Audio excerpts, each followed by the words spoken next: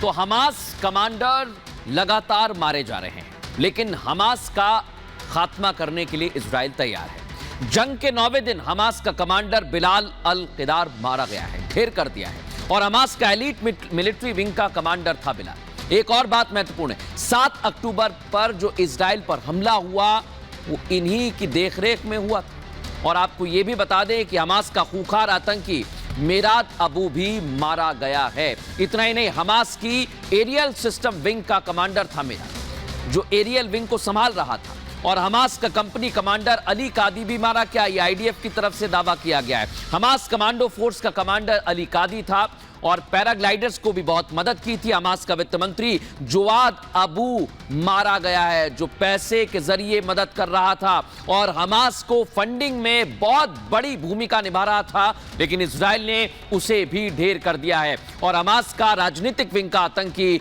जरा अबू भी ढेर कर दिया गया है, उसे भी आईडीएफ ने मारने में कामयाबी हासिल कर ली है। और इसके बाद लगातार अभी भी ऑपरेशन जारी है। तीनों फ्रंट से अब रुख करेंगे हमारी सहयोगी सृष्टि पांडे का। बिल्कुल, लगातार ये बड़ी खबर जो है आपने बताई कि किस तरीके से इन कमांडर्स को ढेर किया गया, बड़ी कामयाबी मिली है। लेकिन रुख करते हैं ग्राउंड जीरो का। गुरसिमरन हमारे साथ बने हुए हैं। गुरसिमरन, जिस तरीके से इजराइल कह रहा है कि ये जंग अब तक की सबसे भीषण जंग है और हालात ऐसे ही नहीं, आने वाले दिनों में एकदम विपरीत हालात होने वाले हैं। हमास के असरा बारूद को दिखाया गया। इजरायली मिलिट्री द्वारा बताया गया कि किस तरह बड़ी मात्रा में हथियार लेकर हमास के आतंकी इजराइल के इलाके में घुसे थे और उनकी कोशिश न सिर्फ लोगों की जान लेना बल्कि इस इलाके पर कब्जा करके लंबे समय तक यहाँ रहना था।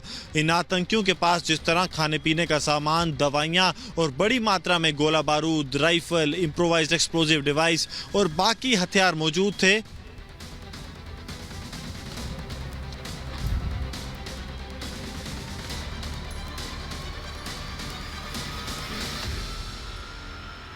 और ये वो हथियार हैं जो इनके पास से बरामद किए गए और आखिर कैसे पूरी तरह से इस बड़े हमले को अंजाम देने की एक कोशिश थी, ज्यादा से ज्यादा डैमेज वो इजराइल में कर सके, ये एक कोशिश इनकी तरफ से की गई थी। और दूसरी तरफ आसमान से 5000 के करीब रॉकेट जो है वो दागे जाते हैं। तो यानी फुल प्रूफ प्लानिंग यहां पर ज्यादा से ज्यादा इजराइल को नुकसान पहुंचाने की गई थी।